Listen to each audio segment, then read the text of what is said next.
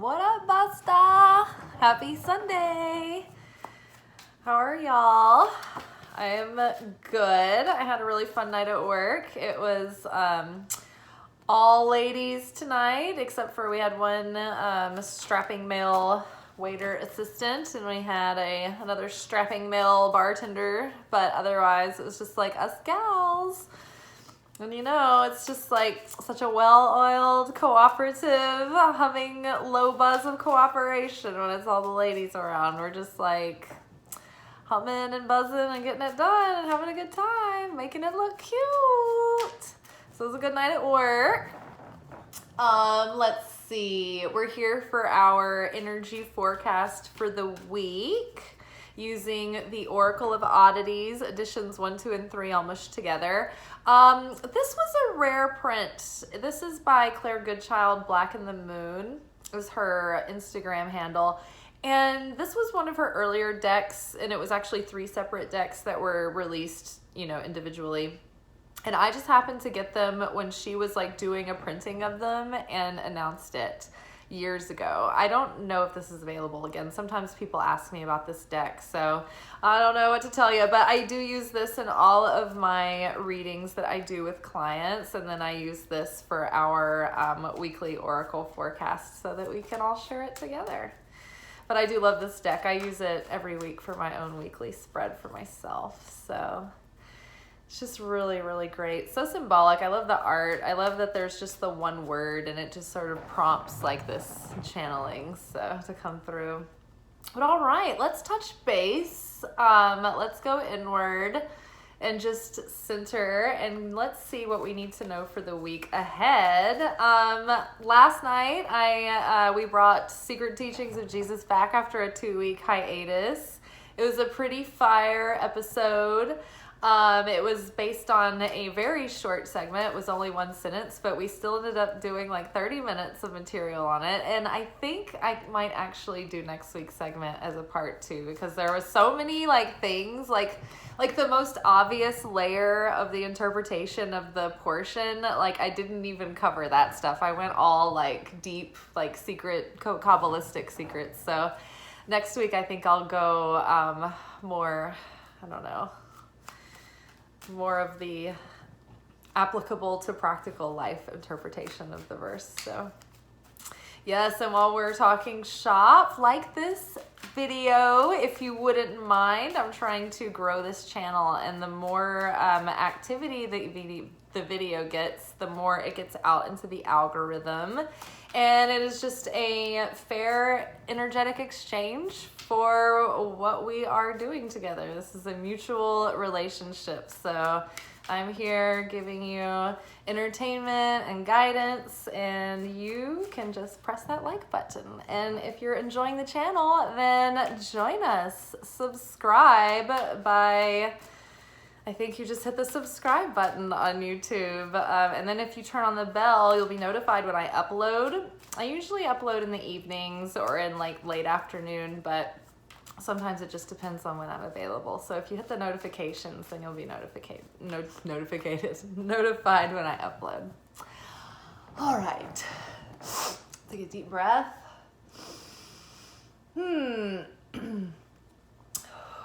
Let's take a second when that was interrupted by my fidgetiness. Okay, what do we need to know for this week? Oh, all right. The second chakra, our sacral chakra, is coming up to be highlighted. This is the realm where our womb, our ovaries is. It's that lower abdomen area. Across the genders, it is the reproductive system, but it's our lower belly. And one of the things that we hold here is our shame. And we also have issues if we have, like if we're out of balance in any area, like if we're being overly lustful or overly indulgent with foods or with drink or whatever, and our indulgences are out of balance, that would be related to your sacral chakra as well. The powers of the sacral chakra connect you with that astral realm that is the realm of dreams. It's the dimension that is between like humanity on earth and the spiritual heavenly realm. So it's this kind of interim where energy personalities and entities and things like that would be. So you know, that's where the veil, like one of the veils, the first veil, I would say, separates us from the astral realm. And our souls go and interact in that realm when we go to sleep at night. When we go into that deepest sleep, our souls leave our body and they go to the astral realm and they go through a process of, it's like a daily judgment. You're cleansed. You know, meet up with your spiritual support team and you kind of go through a mini judgment day, and you go through this correction and you're cleansed, and then you should wake up refreshed. And if you don't wake up refreshed, it could be that you have an incubus or a succubus, like a sleep demon, like sucking your energy. And there are some ways that you can figure out if that's happening, but you might have marks on your skin or something like that. But if you wake up and you're like, oh my God, like I feel like I slept, but I'm so tired.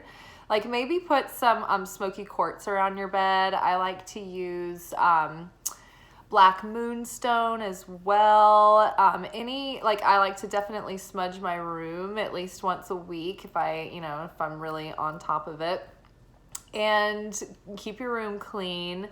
Black tourmaline helps. Pyrite next to the bed is good. It's very protective. But yeah, put some protective stones around your bed. That helps. Keeping your room clean helps, and keeping the energy clear in the room with sage and different holy smokes helps for sure. That was the biggest like game changer for me, because I used to have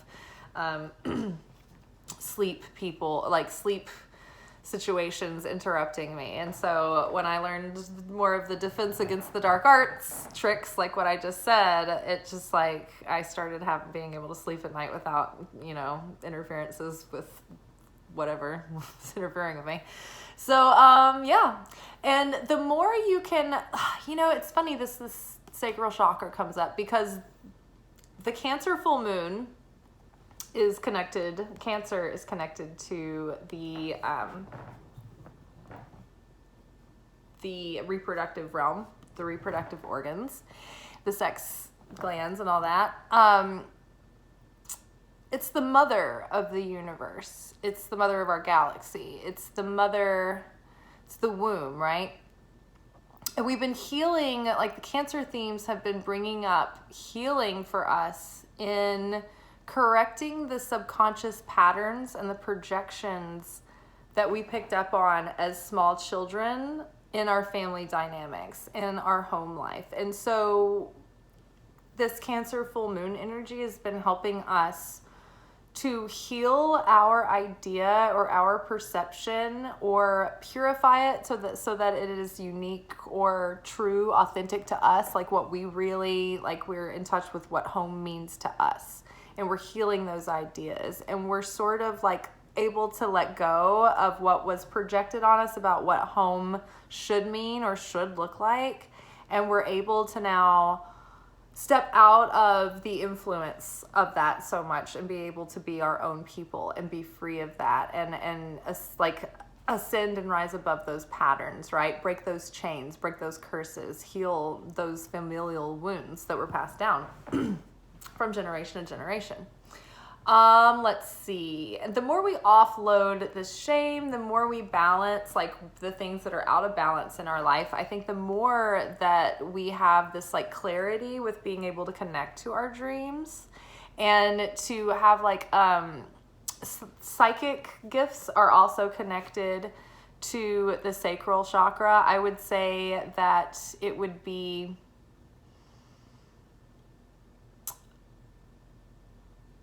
clairsentience almost. I feel like the things that you just know in your gut, and also the prophetic tendency to be able to understand what symbolism is telling you. Like that kind of insight, I feel, is connected to the sacral chakra.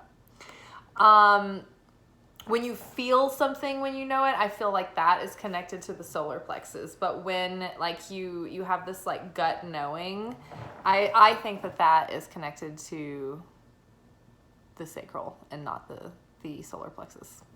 All right, I think that's all I have to say. Your creativity could be highlighted this week.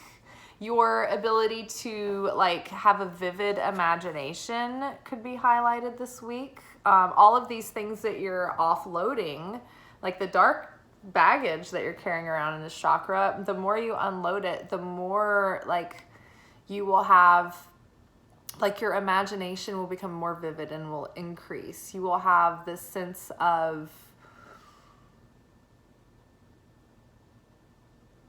a renewed sense of like inspiration and a sense of like taking pride in yourself and taking pride in the things that you've done. Also, I think that, pay attention, because those subconscious patterns that are stored here from the distant past, they might still be coming up this week. Pay attention when they come up through your imagination and things, through your memories. And if you need to have an emotional moment where you mourn a life that you didn't have, or a disappointment, or you kind of like revisit a memory from like a little bit of a different perspective, and you need to process those feelings, just let them come. I've been having that like over the past several days, like things have been coming up from like the near and distant past, and it's like all of a sudden like a wave of emotion will come through. And if I let myself sit with it for a few minutes, it's like over and done with within the hour. Like the longest I've had to sit with any of it, it's been like probably 20 minutes, 20 or 30 minutes. One morning, I think it was like literally like 2 or 3 minutes, and I was just like, oh, I feel better. Like that was just good. So I think that this is like the final purge of all of these things that are just like lingering around that we've had. I don't think that these are new things coming up. I think it's old material, but I think we're seeing it in a new way, like on a level that we haven't before. Because I think that we're stepping into this healed version of ourselves, and we're starting to really embody it, and we're realizing it from the outside looking in. We're like, oh my God, I can see that I'm different now. Like I feel different. Like I'm handling things differently. Like I start noticing it. So very exciting. All right. So what else do we need to know for this week? What will help us make the most of our opportunities? Passion. All right, I love it. So I feel like we're unblocking the things that have been holding us back from our passion. Maybe, other people's opinions about what we should be doing and how we should be living our lives have been in conflict with what we're passionate about. Maybe other people didn't agree or didn't approve. It's like that classic thing where like, oh, your family wants you to be a doctor or a lawyer, but you wanted to be an artist kind of thing. Like, and you're afraid you're going to disappoint. Like maybe it's time to get out of that and like leave, like Abraham left his father's house. Like take off that mantle, like take off that yoke. Like only you can live your life. So give yourself the freedom to follow your passion. And the more that you heal this sacral chakra, the more it's going to stoke your passion. Because when you're not like when things are out of balance, it like sort of like snuffs out your fire. Like even if you're overindulging and you think that should probably fuel your fire even more, it kind of snuffs it out, right? You need a good balance of, living it up and, giving yourself like a good, healthy discipline, right? And so, everything is about striking that balance and doing a dance. So the more healing in this realm that we have, the more our passion will like be accentuated. But also I think that this is also about getting rid of the blocks that have held us back from being in touch with our passion or being true to our passion or following the direction of our heart's passion, what lights our heart up and what feels like it has purpose for us. Okay. All right, so let's build on that. What more do we need to know? Vision. Oh my God, I love this. We're getting clearer on our vision. So the more We're cleaning up all of this. We're increasing our imaginations. We're healing all the shame and the guilt, or feeling like we're not good enough, or we're not worthy enough, or we're not enough. Like, fuck that shit. We're ready. We're roaring to go. We're feeling passionate. We're offloading all that baggage. I'm feeling like we're feeling like all fired up, full of passion, and like clear about our vision. This is helping us get clear on our vision, our metaphysical, like philosophical vision, and also our imagination, our ability to envision our plan and see it playing out in our mind, right? And the more that you think about that playing out in your mind, like those create thought forms in the astral realm. They have a life of their own and an existence, and they may not be materially real in the way that we think, but they're there. They're there in the energy world, right? Thought forms are legit.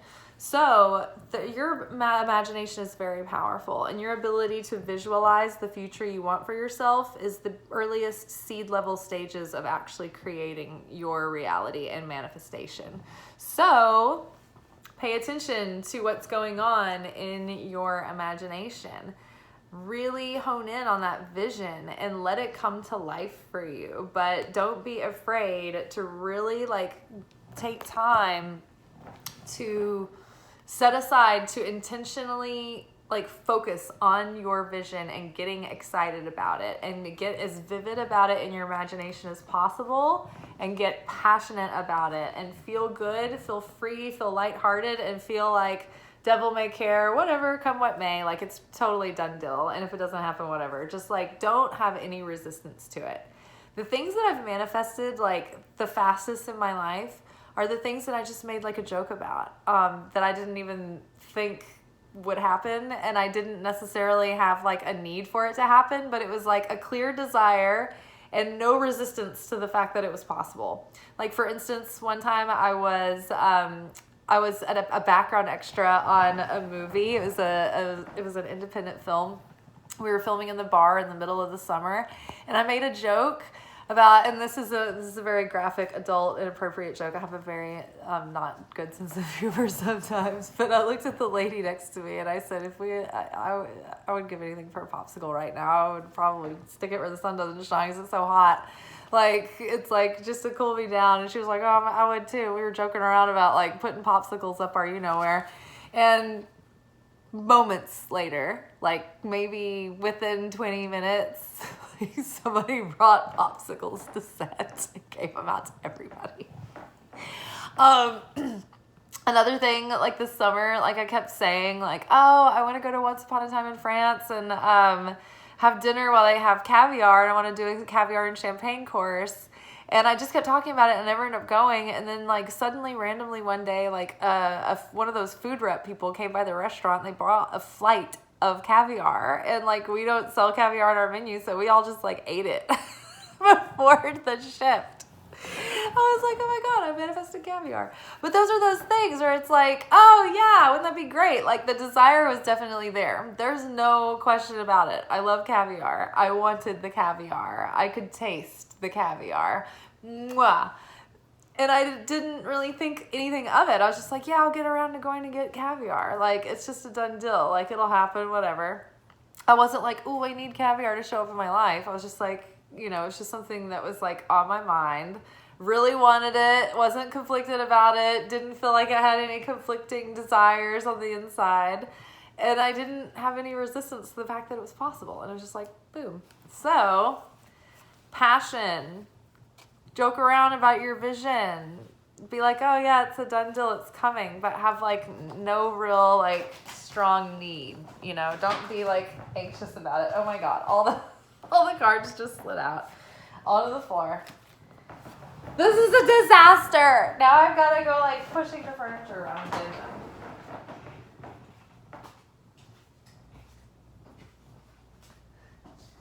For what it's worth, I keep seeing this fucking card. Hope. Hope. There's hope. Hold on, I've got to look under the couch.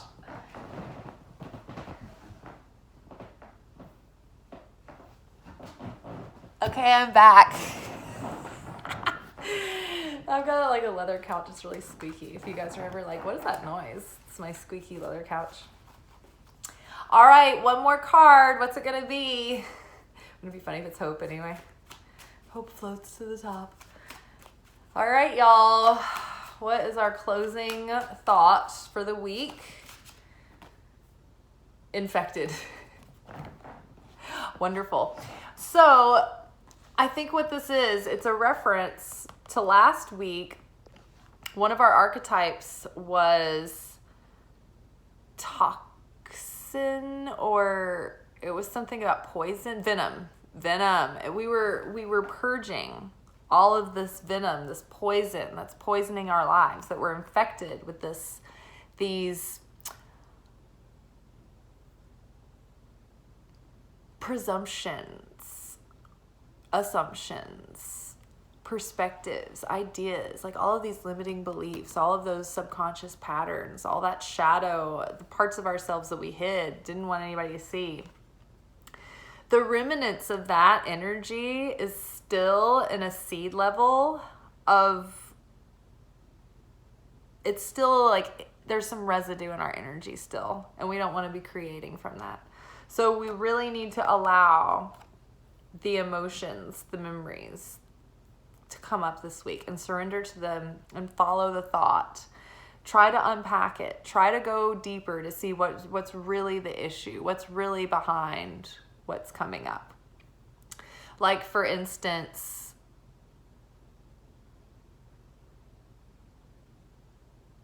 like if you feel like,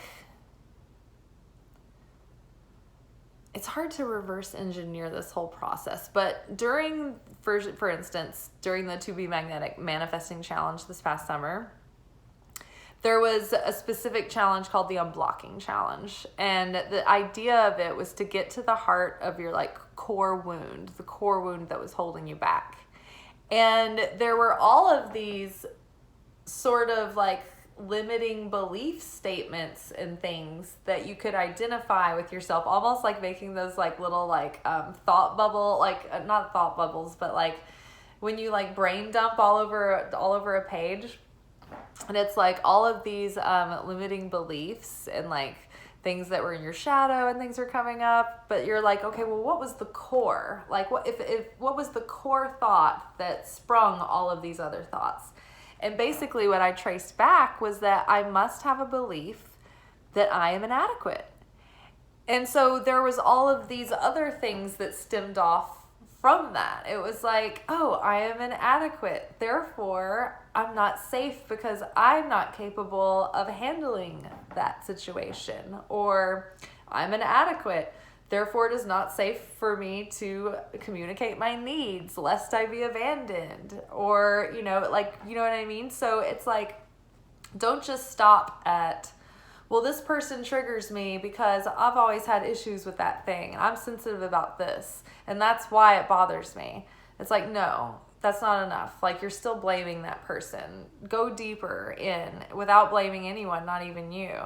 What is it about that person's behavior? What is it that's triggering you, right? Why does it matter? And why are you in a situation in your life where you're being put in a position for this person to have this behavior towards you, right? Imagine that if life is a game and it's set up for you to play it and beat your opponent and win, then it just follows suit that the game is going to be throwing you challenges to press your buttons, to push you beyond your weaknesses, right? To push you to overcome.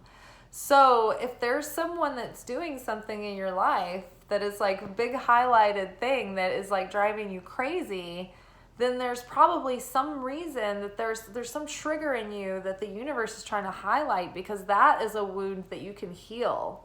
It's trying to show you as a favor to be like, hey, you know, this is just part of your assignments for this life. It's nothing personal. It's maybe not even anything that you did, but like we're all given like a certain amount of stuff that we have to evolve through.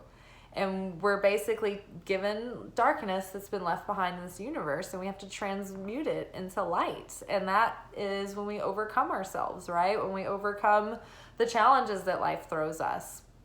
And so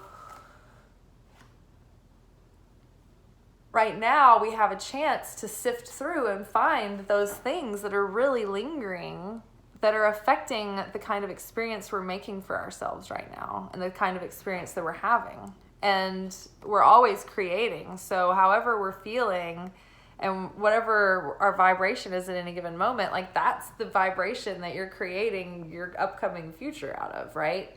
So on this big new, like up-leveled self timeline shift, this new beginning we're starting, the universe is doing everything it can to show us where we still have infected areas, right? Where we need to clean it up. So we have the best shot going forward, because we have a purpose in this life. The universe wants us to be like having the best experience, to be shining our brightest, to be radiant, to be joyful, to be supported and taken care of, because we have work to do. When our cup is overflowing, that spreads positivity into the world. It changes the people around you, right? And so the universe needs us to be there. So if you're going through things that are triggering, that are making you mad, that are making you upset, the first thing you want to do is be like, fuck this shit, it's not fair. But really, it's a favor. The universe is giving you, like, it's like, I know you've been wondering like what you need to be working on. Like, we just wanted to bring you your homework. This is the homework you've missed while you were out of class. This is your makeup work. Like, that's what's happening when you're being triggered. So don't bemoan it. You know, last night in our Secret Teachings of Jesus sermon, we were doing this portion about reaping and sowing. And the point of it is that we always see people sowing their seeds, but we hardly ever see when the seeds are being reaped, right? It's hard to see where it's all connected. So right now, it's like we're reaping what we've sown, but we're having a chance to sow something new. And so it's our chance now, our opportunity to get ahead of it and make sure that we're choosing seeds that are going to produce fruit that we want to eat. we want to be planting seeds that are going to grow the kind of life that we want to really be in and experience, and the kind of life we've always wanted for ourselves. And we can really start being the kind of self that we've always wanted to be too. And there's no pressure, and you don't have to like feel bad ever, because like God doesn't want you to feel bad. We're trying to learn how to overcome shame. You know, shame is really the female version of Satan, like the Satan. The Satan is how the Kabbalah Center says it. But yeah, so like the opponent, there's a masculine opponent and there's a feminine opponent. And the masculine opponent is the one that like tempts you to like fuck up, or like makes you like blow a gasket and like lose your temper, or be greedy or corrupt or reach for power, you know, like be controlling. You know, it's all that big grandiosity ego trip. It's the grandiose of ego. The female opponent is the meek, the inferiority complex, the victimized side of the ego. It's the, oh, I'm not good enough to do that. Oh, I could never be that. Oh, no, I don't deserve to have a seat at the table. You all go. Like, it's like the martyr, right? But not like the healthy one. It's like they don't deserve. They're not worth being there. That kind of thinking that I'm inherently wrong, or I don't belong, or I should feel so guilty about this. Like the female Satan, the female opponent, wants you to feel down, wants you to feel guilty, wants you to feel regret. Ooh, the female Satan loves when guys ghost women and when girls ghost guys, because then the female Satan can wreak havoc on the mind. What did I say wrong? Where did I go wrong? Did I do something? Are they dead? Did they fall off the face of the earth? Like, are they actually okay? Like, did I say something? Did I do something? How could I have done it differently? I mean, everything seemed right. You go back, you read the messages, you replay it in your mind. that has female opponent all over it. She's feasting on your disembodied anxiety and your self-loathing and your misery and your pain, right? These demons, they feed on this. They love it. They love when people around you are getting you riled up, because that's what they grow on. That's what they cling on to that, right? So just remember that. Just let these things process through. You can feel the feelings and you can witness yourself in that memory with compassion and understanding and some hindsight and some distance, right? Without being so close to that you get sucked into that story again of the grief.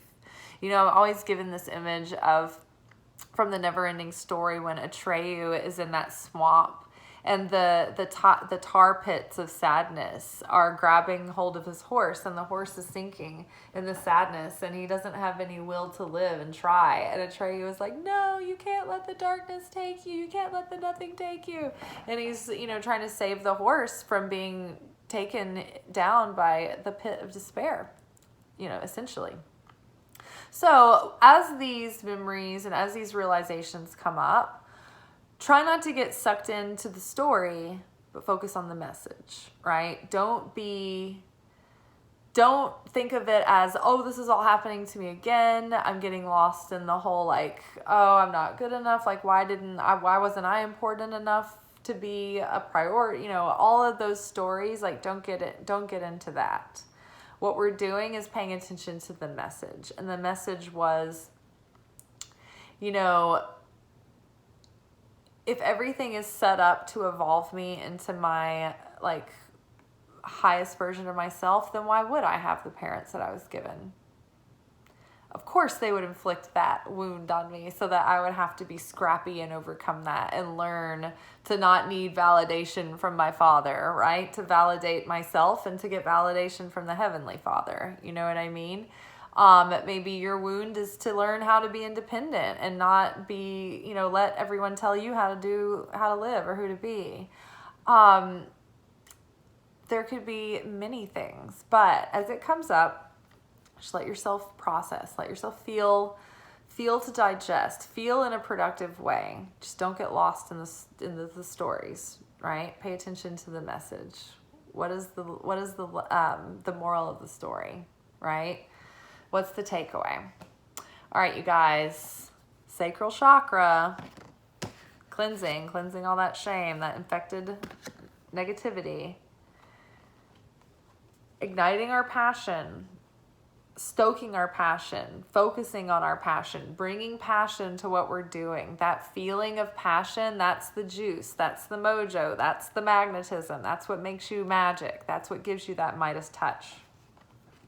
And getting clear on your vision and holding steadfast to it and setting aside times where you get really intentional about envisioning your grand plan and your imagination without getting lost in the fantasy world. We still need to implement, we still need to take action, we still need to think with reason and wisdom. These things don't do themselves, right? But it is powerful to imagine yourself playing out, being successful. Athletes do this, right? They rehearse in their mind, and because your parts of your mind, your subconscious mind doesn't know the difference between what it's imagining and what it's physically experiencing, right? So you can imagine something that you need to rehearse, giving a speech, whatever. We do this when we have those fake arguments in our head with people that don't even happen. So that's another thing. Stop doing all that. That is an infection right there. We're all guilty of it, but we get offended and we get worked up and we have these arguments and conversations with people that never even happen and don't exist. Then when we see them, we're just and they're like, what? You're like, I've been arguing with you in my mind all day. You were such an asshole to me in my imagination. The you that I portrayed you to be to myself. I was a terrible bitch to me on behalf of you. Don't get lost in those stories. Catch yourself and then just be like, oh my God, I'm so silly. I've done it again. Oops. Blow it off, shake it off, start fresh. All right, you guys. Vision, get rid of the infection. Get rid of that infection. Oh my gosh. Yeah. Okay. Infection in your gut. Sometimes these cards can be like super literal. So I just thought maybe someone has some kind of like a little stomach thing. Maybe get some yogurt or make sure your like good bacteria are doing okay in your gut. Make sure that's healthy. And something is about like toxic with the vision, like something is infected, like maybe somebody has an eye infection, somebody's got that conjunctivitis, y'all been farting in your pillows.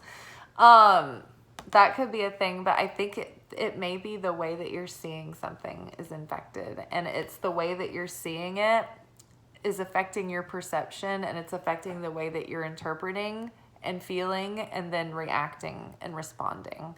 Like our perception and our interpretation of what's going on in life is everything that completely informs like the experience that we have, the way we look at things, our outlook, our perception of what's happening. So make sure that that's not what's infected, because that's the first thing that everything's filtered through. So if you're going to, reverse engineer and go troubleshooting, the whole turn something on and off again. Have you tried turning it off and back on again? That would be the first thing to start with, is like clean up your vision. Is your vision infected? Are you looking at everything the wrong way?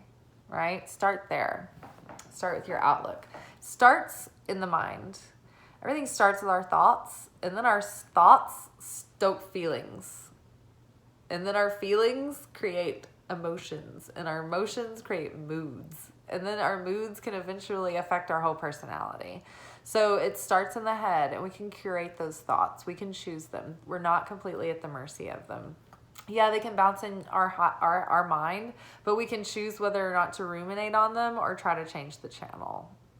So change the channel when things start getting bad. All right, y'all. Y'all have a good week. I will see y'all tomorrow. If I can, I am going to be starting to film our January through December month by month 2023 predictions. It's just been a busy first week and a half of the year, but I feel like really excited. I feel great vibes coming. We're already building and implementing, people. Everything's awesome. And then as soon as I'm done with those month by month predictions, I'm going to take down my Christmas tree. But I like to leave it up a little while in January, because it just adds some more brightness to the room. So it'll be gone soon. All right, y'all. Ciao.